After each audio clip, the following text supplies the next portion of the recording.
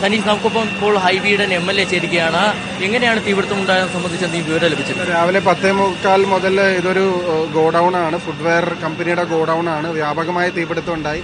Fire force സമയത്ത് തന്നെ എത്തിയെങ്കിലും ഫയർഫോഴ്സിന്റെ മിനിമം ഇൻഫ്രാസ്ട്രക്ചർ വെച്ച് ഇത് അണയ്ക്കാൻ സാധിക്കുന്നില്ല. 6ഓളം ഫയർ എഞ്ചിനുകൾ എത്തിയിരുന്നു.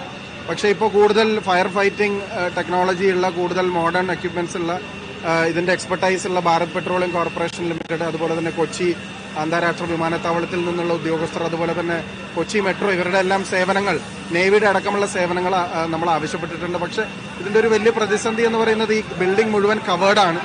അവിടെ നിന്ന് ഭിത്തി കെട്ടി മറച്ചിരിക്കുന്നതുകൊണ്ട് ഈ വെള്ളം മാത്രം അടിച്ച് ഇത് കിടത്താൻ സാധിക്കുന്നതല്ല. അതുപോലെ തന്നെ കുറേയധികം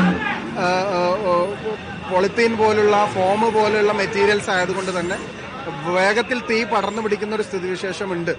അതുകൊണ്ട് തന്നെ കൂടുതൽ ഫോം അടക്കമുള്ള കൂടുതൽ ആധുനിക ഉപകരണങ്ങൾ ഇങ്ങോട്ടേക്ക് എത്തിക്കാൻ വേണ്ടിയിട്ടുള്ള പരിശ്രമങ്ങളാണ് ഞങ്ങൾ എല്ലാവരും നടത്തിക്കൊണ്ടിരിക്കുന്നത്. ഈ തീപിടുത്തം ഉണ്ടാകുമ്പോൾ തൊഴിലാളികളോ ജീവനക്കാരോ ആരെങ്കിലും അകത്തുണ്ടായിരുന്നു? ഞങ്ങൾ മനസ്സിലാക്കുന്നത് ജീവനപായമില്ല.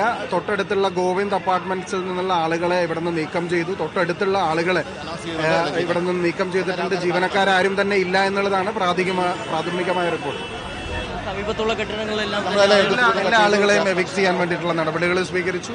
തീ നമ്മൾ വിചാരിച്ചതിലും ഈ അടുത്ത കാലത്ത് കൊച്ചിയിലുണ്ടായ ഏറ്റവും വലിയ തീപിടുത്തങ്ങളിൽ ഒന്നായി ഇതിനെ കാണുകയാണ്. ഇത്രയും ദൈർഘ്യം തീപിടുത്തം നീണ്ടു നിന്നിട്ടില്ല. ഇപ്പോൾ ഏകദേശം 2 മണിക്കൂറോളം ആയിട്ടുണ്ട് ഈ തീപിടുത്തം തുടങ്ങിയിട്ട്. അത് അണയ്ക്കാൻ കഴിഞ്ഞിട്ടില്ല എന്നുള്ളത് ഒരു വലിയ ആശങ്ക തന്നെയാണ്. ഇതുവരെ എങ്ങനെയാണ്?